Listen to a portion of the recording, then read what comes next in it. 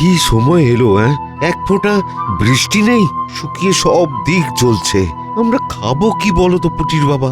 আকাল আকাল আকাল আমাদের ছাড়বে না, আমরা কেউ বাঁচবো না।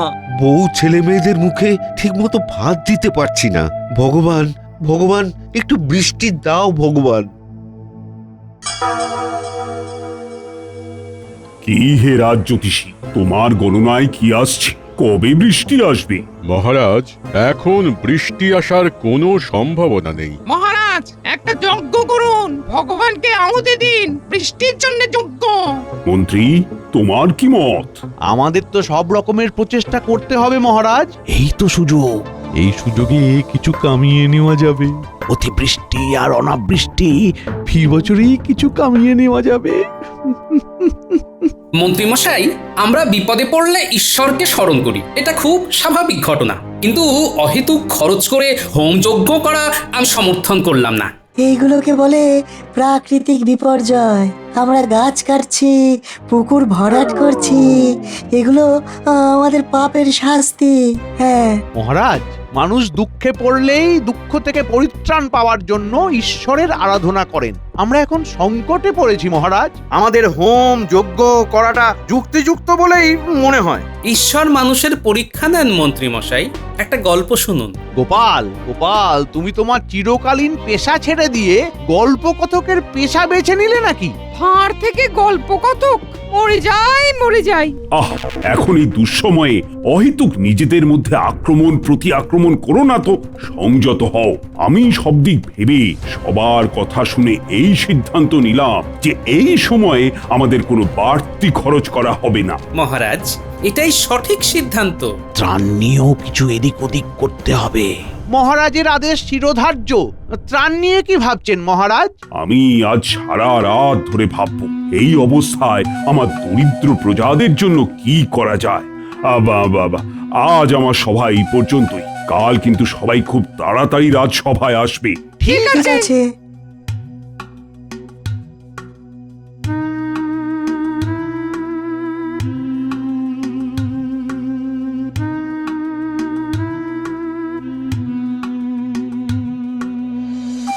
গোপাল, তুমি পণ্ডিত মশাই আর মন্ত্রী মশাইয়ের চক্ষুশূল হলে।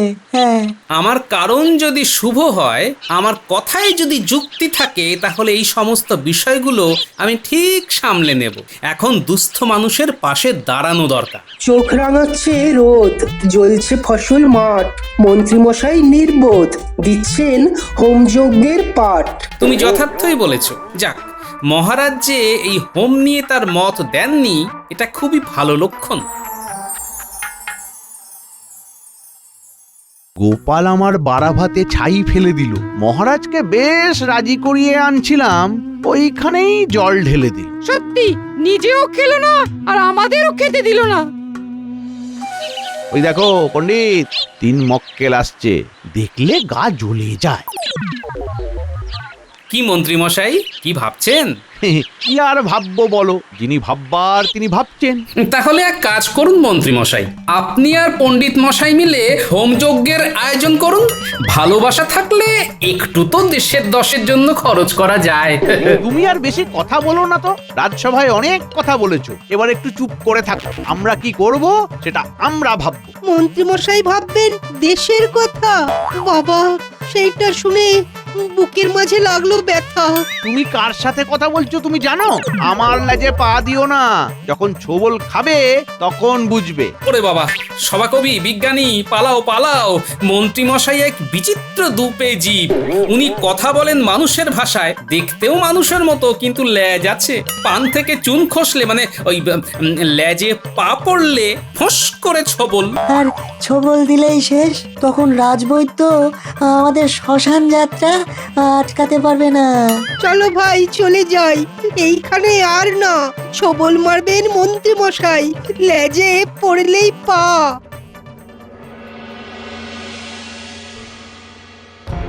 দেখেছেন মন্ত্রীমশাই, গোপালের সাথে সাথে ওই সভাকবি আর বিজ্ঞানী খুব বেড়েছে।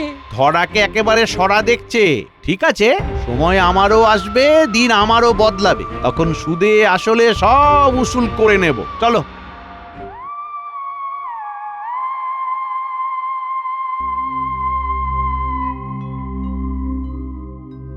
বাবারা খা, পেট ভরে খা। যতক্ষণ ঘরে চাল ডাল মজুদ আছে ততক্ষণ আমি তোদের খাওয়াতে পারবো। হ্যাঁ, তারপর আমি আর জানি না রে। মাঠ পুরো ফাঁকা হয়ে গেছে গো দিদা, বৃষ্টি না হলে উপায় নেই। বাবা মা সবাই কিরকম চুপ হয়ে গেছে। কাঁদিস নি ন্যাপলা, কাল মহারাজ কিছু সাহায্য করবে, আবার সব ঠিক হয়ে যাবে, কোনো চিন্তা করিস না। তোরা এখন মন দিয়ে খা, লাগলে বলিস আবার দেবো, কিন্তু পেট ভরে খেতে হবে। হ্যাঁ, আরে খেয়ে দে, মুখ হাত ধুয়ে এখানে সবাই শুয়ে পড়বি, বাড়িতে এত রাতে গিয়ে আর লাভ নেই, ঠিক আছে? ঠিক আছে।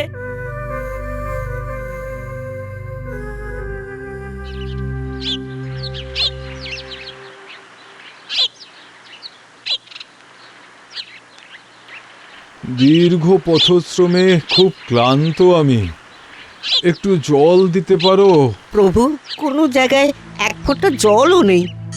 আমরা জল সেই কত দূর থেকে নিয়ে আসছি, আমরা তেষ্টা মেটাবো কেমন করে? হ্যাঁ, একটু গলা ভেজালেই আমি আবার চলতে পারবো। এক ঘটি জল দাও। এই নিন প্রভু, এই নিন।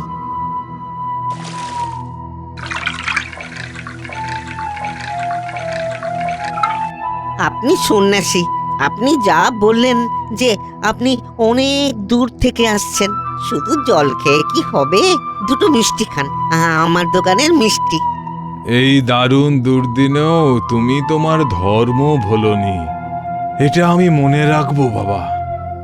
আর তোমাদের একটা কথা বলি, খুব শিগগিরই আকাশ জুড়ে মেঘ ডাকবে, বৃষ্টি হবে, চিন্তা করো না। বলছেন প্রভু? বলছি, দুঃখের পরে সুখও আছে, এটা চাকার মতো ঘোরে। তোমরা এতদিন দুঃখ ভোগ করেছো, এবার তোমাদের সুখ ভোগের পালা। আচ্ছা, রাজবাড়িটা কোথায়? আমি তোমাদের রাজার সঙ্গে একটু দেখা করতে চাই। এই পথ দিয়ে সোজা চলে যান, সামনেই দেখতে পাবেন রাজপ্রাসাদ। বেশ, রাজ্যবাসীর মঙ্গল হোক। আমাদের আর ভয় নেই, কিছুদিন পরে বৃষ্টি আসবে। সন্ন্যাসীর কথা কখনো মিথ্যে হয় না।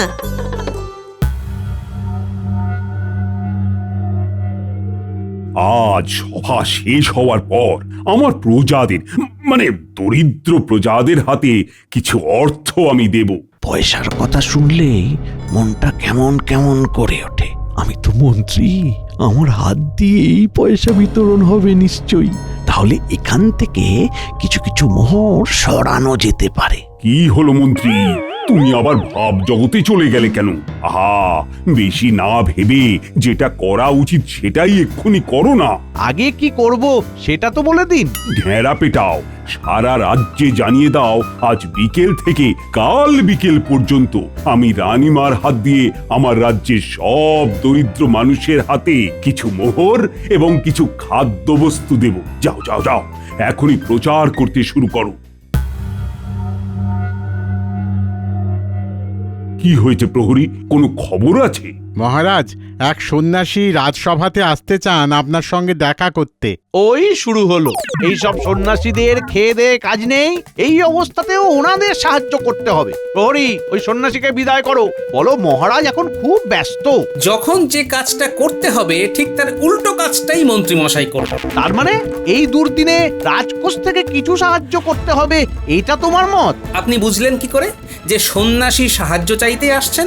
দরজা থেকে সন্ন্যাসীকে ফিরিয়ে দিলে রাজ্যের অমঙ্গল হয়, সে বোধটুকু নেই আপনার? মন্ত্রী, তুমি কোথায় আমায় সঠিক মন্ত্রণা দেবে, না তার বদলে তুমি যন্ত্রণাই দিচ্ছ ক্রমাগত। গোপাল, তুমি ঠিক বলেছ, সন্ন্যাসীকে আমার ডাকা উচিত। যাও, সসম্মানে সন্ন্যাসীকে নিয়ে এসো। মন্ত্রীমশাই যন্ত্রণা দেন মন্ত্রণা ছেড়ে, উল্টো পাল্টা অনেক কিছু বলেন মাথা নেড়ে।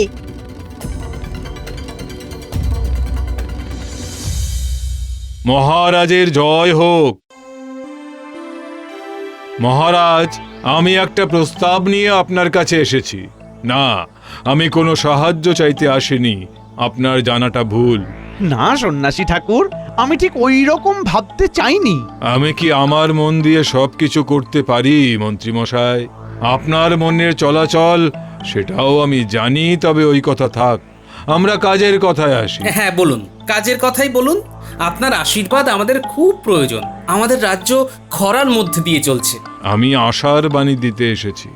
দুঃখের পরে সুখ অবশ্যই আসে, কিন্তু সেই সুখকে আনতে হয়। এখানেও সেই সুখকে আনতে হবে মহারাজ, নিজের বুদ্ধি আর বিবেচনা দিয়ে। বুদ্ধি বিবেচনা, তার মানে আমাকে প্রয়োজন। তাই নাকি মন্ত্রী মশাই? ঠিক আছে, দেখা যাক আপনার বুদ্ধি বিবেচনা কি বলে। আমি একটা গল্প বলবো, গল্প বলার পর আমি একটা প্রশ্ন করব, আর সেই প্রশ্নের সঠিক উত্তর দিতে পারলে আগামী 24 ঘন্টার মধ্যে আকাশ জুড়ে বৃষ্টি আসবে। আর যদি মন্ত্রী মশাই আপনি উত্তর দিতে না পারেন, তবে আপনার খুব ক্ষতি হবে, কারণ আপনি আমাকে না জেনে বিচার করেছেন। তার তো একটা শাস্তি আছে। ক্ষমা করুন। আগে মন দিয়ে আমার গল্পটা শুনুন। সমস্ত সভাসদদের বলছি, তারাও মন দিয়ে গল্পটা শুনুন। বলুন সন্ন্যাসী ঠাকুর, আপনি নিঃসংকোচে গল্পটি বলুন। নন্দন নামে এক দরিদ্র চাষির পুত্র ছিল। অনেক কষ্টে, অনেক দুঃখে, বিবাহের অনেক বছর পর নন্দনের জন্ম হয়। তার বাবা মা তাকে খুব আদরের সাথে, স্নেহের সাথে লালন পালন করে বড় করেন। এমনিভাবে দিন কাটে। শুনুন শুনুন শুনুন, মহারাজ সমস্ত দরিদ্র প্রজাদের কাছে এই বার্তা দিতে চলেছেন যে আজ বিকেল থেকে কাল বিকেল পর্যন্ত দরিদ্র অসহায় মানুষদের অন্ন এবং অর্থ প্রদান করা হবে। শুনুন শুনুন শুনুন। মহারাজের জয় হোক। ঠিক সময় এই সাহায্য। মহারাজ, আপনি দীর্ঘজীবী হন। নন্দন পড়াশোনা করেনি, লেখাপড়ায় তার অভিরুচি ছিল না, কিন্তু সে বিদ্বান এবং পণ্ডিতদের সাথে মেলামেশা করত। পড়াশোনায় ইচ্ছে ছিল না, কিন্তু বিদ্বান লোকেদের সাথে মেলামেশা করতে তার ইচ্ছা করত। মানে সহজে সব কিছু শিখে নেবার ধান্দা। কেন এই কথাটা বলছেন মন্ত্রী মশাই? অনেকেই শিক্ষিত হয় না, কিন্তু জ্ঞানের আকাঙ্ক্ষা তো থাকে। যেমন আমি, লেখাপড়া তো হলো না, তাই বিজ্ঞানী, সভাকবি, পণ্ডিত এদের সাথে একটু বেশি সময় কাটাই, কিছু শিখবো বলে। দারুণ বলেছ গোপাল, একেবারে সঠিক কথা বলেছ। নিন নিন প্রভু, আপনার গল্প বলতে থাকুন। এমনি ভাবে দিন যায়। নন্দনের বয়স সবে 10। একদিন সে অনেক বন্ধুদের সাথে খেলছিল, ঠিক তখন ওই জায়গা দিয়ে একজন পণ্ডিত যাচ্ছিলেন। পণ্ডিতের নাম বিষ্ণু শর্মা। ওদের কাদা মাখা বল পণ্ডিতের গায়ে লাগে। পণ্ডিতের সাদা কাপড়ে কালো ছোপ পড়ে যায়। পণ্ডিত রেগে যান। সবাই ভয়ে ভয়ে চলে গেলে নন্দন কিন্তু দাঁড়িয়ে থাকে। বাহ, সৎ সাহস আছে বলতে হবে। একা দাঁড়িয়ে থাকা চারটিখানি কথা নয়। কি যে চলছে কিছু বুঝতে পারছি না। সন্ন্যাসী এসে গল্প বলছে আর মহারাজ বসে বসে শুনছে। আমার এই গল্প আপনার ভালো না লাগতে পারে মন্ত্রী মশাই, কিন্তু আপনাকে শেষ পর্যন্ত থাকতে হবে। এই কথাটা মনে রাখবেন, কারণ উত্তরটা দিতে হবে, নইলে কিন্তু আপনার সমূহ ক্ষতি। যা ভাবছি তাই দেখি সব হুবহু বলে দিচ্ছে। এ তো মহা মুশকিল হলো। এর সাথে পেরে ওঠা খুব মুশকিল। উনি কিসের জন্য এসেছেন? না না না না বাবা, আর ভাববো না, আর ভাববো না। সেটাই আপনার পক্ষে মঙ্গলজনক মন্ত্রী মশাই। মন্ত্রী, তুমি একটু সুস্থ আর শান্ত হয়ে বসবে, আমাদের কাহিনীটা শুনতে দেবে। মনে রেখো, এই কাহিনীর উত্তর দেওয়ার মধ্যেই আছে আমাদের বাঁচা মরা। অতএব শান্ত থাকো। পণ্ডিত খুব সহজভাবে জিজ্ঞেস করলেন, সমস্ত বদমাশদের মধ্যে তুমি একজন, তা সত্ত্বেও তোমার ভয় হলো না? নন্দন উত্তর দিল, ভয় পেতে হয় যদি, তবে সূর্যকে ভয় পাবো। মনোরম জ্যোৎস্না যে দেয়, সেই চন্দ্রদেবকে কেন ভয় করব? বাহ, ভারী চমৎকার কথা বললো তো। এইখানেই আমার প্রথম প্রশ্ন। মহারাজ, নন্দন এই রকম কথা কেন বলল? কি মন্ত্রীমশাই, আমার প্রথম প্রশ্নের উত্তর দিন। পণ্ডিতকে চন্দ্রদেব বলল কেন নন্দন? কি গোপাল, সত্যি সত্যি তো, পণ্ডিতকে চন্দ্রদেব বলল কেন? অন্য কোনো নাম দিল না কেন? খুব সহজ উত্তর সন্ন্যাসী ঠাকুর। ওই পণ্ডিতের গায়ে সাদা পোশাক, চাঁদ সাদা, আর পণ্ডিতের সাদা পোশাকে কালো ময়লা দাগ হলো কলঙ্ক। যাদের গায়ে কলঙ্ক থাকে। একেবারে সঠিক উত্তর। সত্যিই তোমার বুদ্ধি আছে গোপাল। বেশ, এরপর আবার শুরু করি গল্পের দ্বিতীয় ভাগ।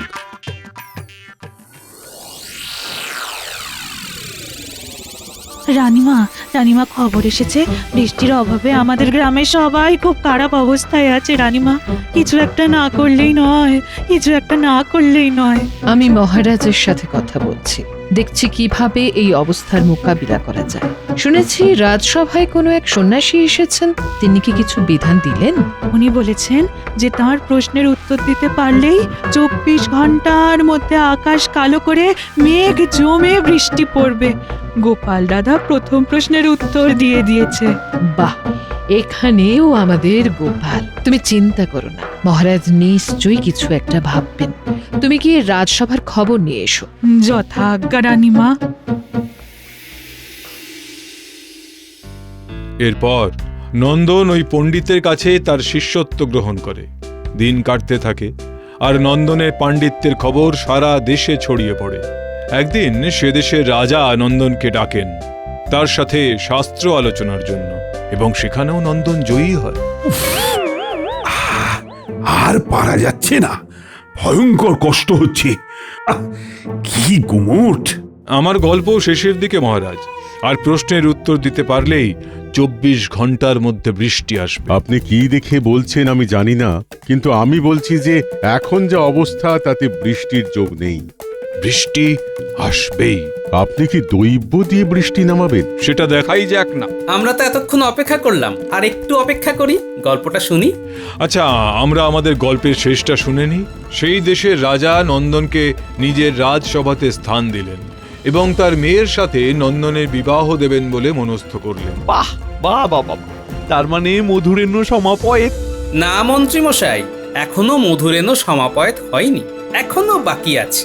ঠিক, নন্দন তার বাবা মাকে নিয়ে এলো। নন্দনকে দেখতে এলো তার গুরু বিষ্ণু শর্মা। বিষ্ণু শর্মা এসে নন্দনকে বলেন তাকে রাজসভাতে বহাল করবার জন্য মহারাজকে বলতে। নন্দন রাজি হয়নি, তাই তো সন্ন্যাসী ঠাকুর? তার মানে নন্দন একজন অকৃতজ্ঞ? সত্যি কি নন্দন অকৃতজ্ঞ? ভালো করে ভেবে চিন্তে উত্তর দেবেন, কিন্তু আপনারা উত্তর দেবেন আর ঝমঝম করে বৃষ্টি আসবে। নন্দন কি উত্তর দিয়েছে সেটা যদি জানা যেত। নন্দন তার গুরুদেবকে বলেছে রাজসভাতে কাজ পেতে বিশেষ যোগ্যতা লাগে, তাই পরীক্ষা দেওয়াটা আবশ্যিক। এই কথা শুনে অবশ্য তার গুরু খুব রেগে যান। রানীমা, সন্ন্যাসী ঠাকুরের গল্প শেষ, এবার প্রশ্নের উত্তর দিতে হবে। এদিকে আকাশ দেখো, আকাশের পশ্চিম দিক কালো হয়ে উঠেছে, বৃষ্টি আসছে। মহারাজ, আপনি কি বলেন? আপনার উত্তর তো পাওয়া গেল না। আমার উত্তর গোপাল দেবে। গোপাল, তুমি যুক্তি দিয়ে, তোমার বুদ্ধি দিয়ে বিচার করে বলো। মহারাজ, নন্দন মোটেই অকৃতজ্ঞ নয়, বরং ও ভীষণ রকম কৃতজ্ঞ। ও নিজের মা বাবাকে তার সুসময়ে মনে রেখেছে। যদি ও অকৃতজ্ঞ হতো তাহলে তার মা বাবাকে ডেকে নিজের কাছে রাখতো। কিন্তু তার গুরুর সাথে যা ব্যবহার করলো তাকে কি কৃতজ্ঞতা বলে? গোপালও তো ওই রকম ঘটনাই ঘটাতো। গোপালের ভেতরেও ওই অকৃতজ্ঞতার বীজটাই আছে। গোপাল একদম সঠিক উত্তর দিয়েছে। গোপাল, তুমি তোমার উত্তরের ব্যাখ্যা দাও। গোপাল, তোমার উত্তরের জন্য আছি বসে, চাদরখানা পেটের উপর বেঁধে কষে। বলো বলো, যে তোমাকে যাই বলুক আমি জানি তুমি যুক্তি দিয়ে বুদ্ধি দিয়ে ঠিকটাই বলবে। মহারাজ, সন্ন্যাসী ঠাকুরের কথা অনুযায়ী আমাকে বুঝিয়ে বলতে হবে যে নন্দন কেন অকৃতজ্ঞ নয়। প্রথম কথা তো আমি আগেই বলেছি, বাবা মায়ের কথা। তারপর আসি তার গুরুর প্রতি তার এই রকম মুক্তি করার কারণ। কি কারণ? মহারাজ, আপনিই বুঝবেন, কারণ আপনিও একজন মহারাজ। নন্দন জানে তার গুরুদেব কতটুকু জানে, কিন্তু মহারাজ জানে না যে তার গুরুদেব সত্যি অনেক কিছু জানে। যদি গুরুদেবকে পক্ষপাত করে রাজসভাতে নিযুক্ত করত তাতে ঝুঁকি ছিল। কিসের ঝুঁকি? নন্দনের গুরু যদি তার কাজ দিয়ে মহারাজকে খুশি না করতে পারত, সেখানে নন্দনের প্রতি মহারাজের বিশ্বাস কমে যেত। সেটা হতো নন্দনের মহারাজের প্রতি অকৃতজ্ঞতা। সাধু সাধু সাধু গোপাল সাধু, অসাধারণ অসাধারণ তোমার পর্যবেক্ষণ। হ্যাঁ, এবারের মতো না হয় গোপালের বুদ্ধিমত্তায় সন্তুষ্ট হয়ে আমি দৈব বলে বৃষ্টিদান করলাম, কিন্তু বারবার তো সেটা সম্ভব নয়। প্রকৃতি রক্ষার দায়িত্ব তোমাদের সকলকেই নিতে হবে। ওই শুনুন মহারাজ, বজ্রপাতের আওয়াজ।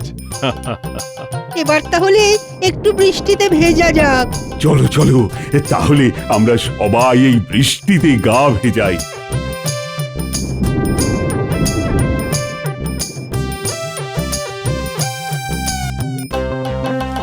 আহ, কি সুন্দর শব্দ! আবার আমার রাজ্য সবুজে ভরে উঠবে। আমাদের অনেক গাছ বসাতে হবে, সবুজ করতে হবে। গাছ যদি কমে যায় তাহলে প্রকৃতির রোষে পড়ে যেতে হবে। ঠিক বলেছ, গাছ লাগাতে হবে, সেচ কাটতে হবে, তবেই তো আমরা অনাবৃষ্টি থেকে বাঁচতে পারবো।